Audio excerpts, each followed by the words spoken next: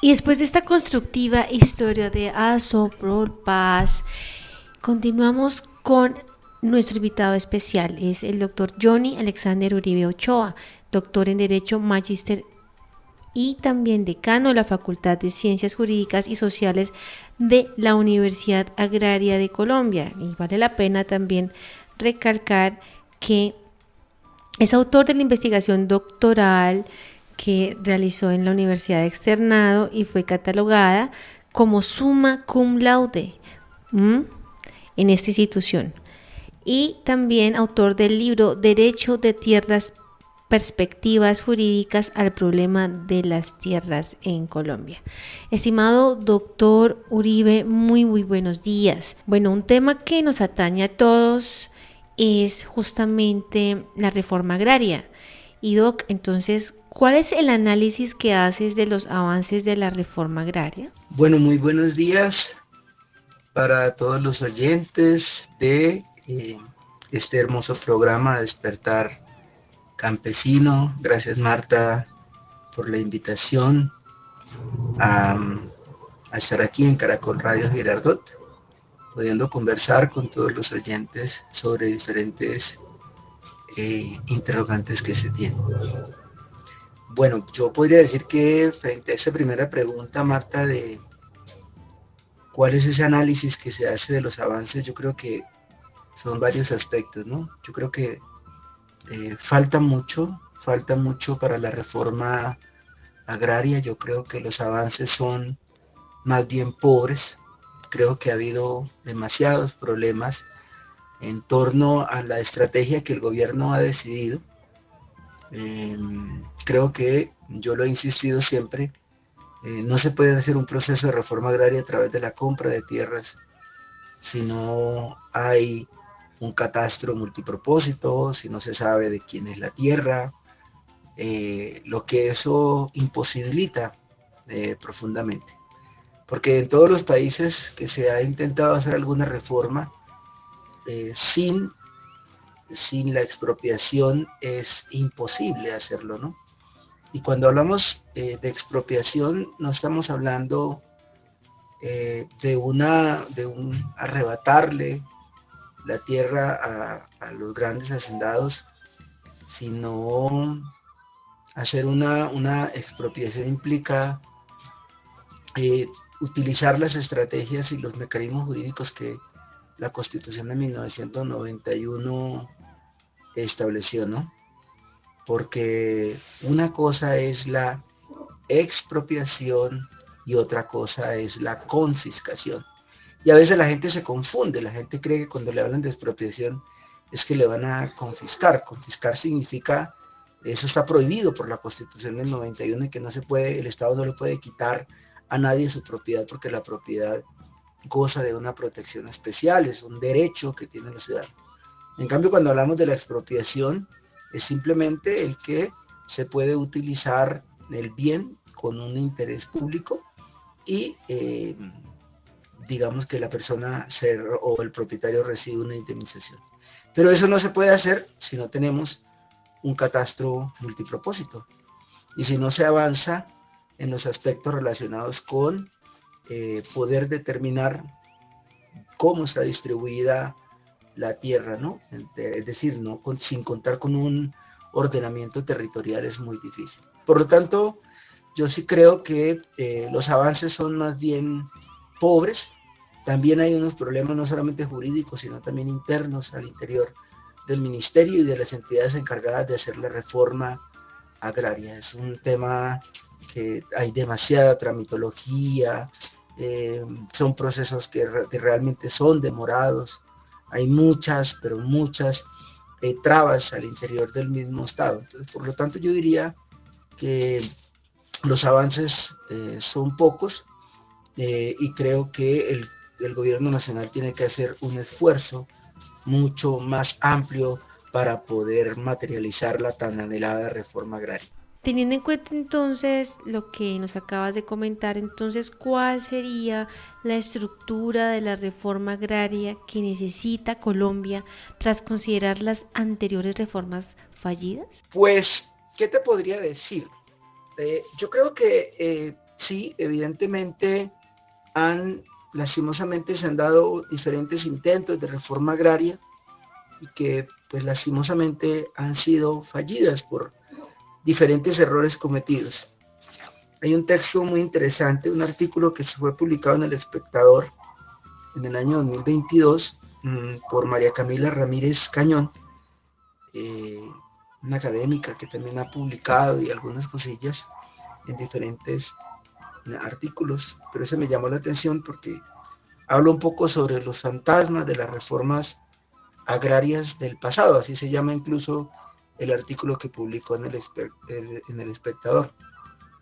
Y digamos que más otros autores, uno podría decir que los 3 intentos de reforma agraria que se han dado, la de 1936, la de 1961, la de 1994 con la expedición de la ley 160, y bueno, y otros intentos lastimosamente se han cometido los mismos errores que este intento nuevo, a través de producto del acuerdo de paz y de todos los intentos que se han dado y la apuesta de este gobierno, pues se siguen cometiendo los mismos errores. ¿Cuáles han sido esos errores que se cometieron? 1, no saber cuál es el uso ni la calidad de la tierra, por ejemplo. Ese error se cometió en el 36. Los vacíos de información que terminaron beneficiando a terratenientes, demasiada burocracia, excesiva burocracia, que se sigue cometiendo, y eso, imagínate, eso es desde 1936. Se compraron tierras de pésima calidad y no se pudieron adjudicar, eso fue en 1961. Eso es como un déjà vu, ¿no? Es exactamente lo mismo que viene ocurriendo. Se distribuyó, por ejemplo, dice María Camila en el texto que cito, que se distribuyó tierra en la frontera agrícola. Igualmente se generaron una cantidad de programas sin impacto,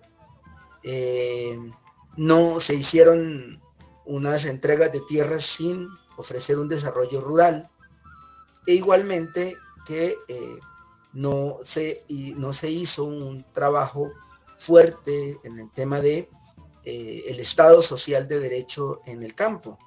Cuando yo digo Estado social de derecho es que por lo general el Estado siempre va con la presencia militar, pero no el Estado social de derecho. Tal vez va el Estado de derecho y pocas veces, pero no el Estado social. Es decir, no hay vías, no hay salud, no hay educación, es decir, una cantidad de aspectos que deben ir acompañados con no solamente la entrega de tierras, créditos, líneas de crédito para los campesinos y una cantidad de otros aspectos. Igualmente, otro de los errores que se cometió en el pasado fue la adjudicar tierras sin información catastral y no saber cuáles son los terrenos baldíos, y no se adjudicaron correctamente. Mira Marta, y para los oyentes, que estos errores que son, ojo, estos errores que se citan, son errores que se cometieron en el 36, en la reforma del 61, en el intento de 1994, y todos los errores que se han venido cometiendo, y son exactamente los mismos errores que se vienen cometiendo hasta el día de hoy. Hoy, cuando se habla de una reforma agraria, pues lastimosamente se siguen cometiendo los mismos errores. Para mí, una estructura de una reforma agraria tendría que ser, así como lo dice, reforma agraria integral. ¿Y qué significaría? Significaría que estuvieran vinculados todos y absolutamente todos los ministerios, por ejemplo. Se requiere una reforma al sistema educativo rural, no podemos replicar el mismo modelo, eso implica reforma agraria. Se necesita una reforma agraria que implique temas de salud, es decir, el ministerio relacionado con esos aspectos tiene que trabajar de la mano con el Ministerio de Agricultura. Es decir, la reforma agraria no puede ser única y exclusivamente un trabajo de entrega de tierras del Ministerio de Agricultura y de las diferentes agencias. Todos los ministerios deben estar comprometidos para hacer la reforma rural integral, que implica vías, educación, salud, trabajo, etcétera, etcétera, etcétera. Mm, interesante, doctor Uribe. Ahora, doctor, ¿qué significa entonces la reforma rural integral, sí?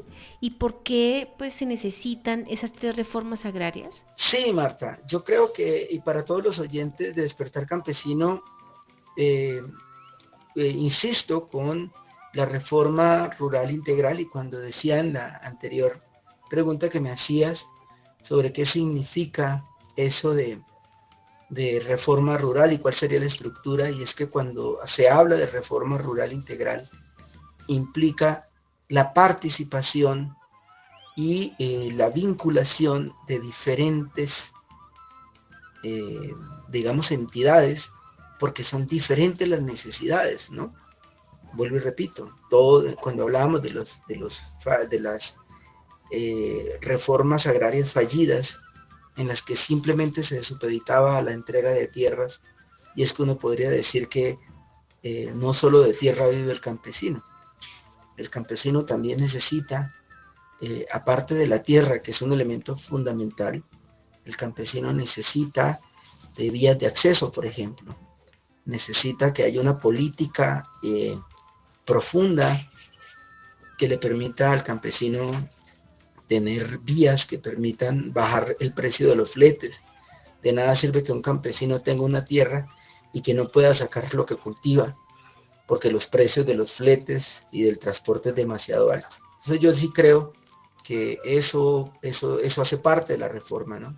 Se tendrían que abrir espacios de comercialización, revivir lo que en un momento fue tan perseguido y tan estigmatizado como eran las cooperativas, que eran centros de acopio en los que el campesino podía tener y poder acortar la línea de distribución. Eso me parece que sería importantísimo revivirlo y tenerlo, porque fueron muy funcionales para el campesino, pero que fueron estigmatizadas y que fueron perseguidas y fueron eliminadas las famosas cooperativas. Y hay muchas historias tristes de cómo una de las estrategias que tenía el paramilitarismo en sus inicios era la persecución y el exterminio de todas las cooperativas. Hay muchos casos, solamente uno se pone a estudiar un poco y a leer la causa de la masacre de Trujillo, Valle del Cauca, y dentro de muchas está justamente el papel que cumplió el padre Tiberio para el fortalecimiento del apoyo de las cooperativas, y cómo los paramilitares veían como si fuera un instrumento, ¿no?, de la guerrilla, y por eso lastimosamente ocurrió esa masacre. Entonces, independientemente de todo la persecución, las cooperativas fueron importantes y servían, y creo que eso hace parte, ¿no? Y como decía anteriormente, evidentemente es necesario un nuevo modelo de educación rural. No podemos seguir manteniéndola como los campesinos con un modelo de educación que replica el modelo rural, el modelo urbano, perdón, el modelo de formación urbana. Se necesitan nuevos contenidos para que hagan que el muchacho, que el niño se quede de manera digna en la región, en la vereda.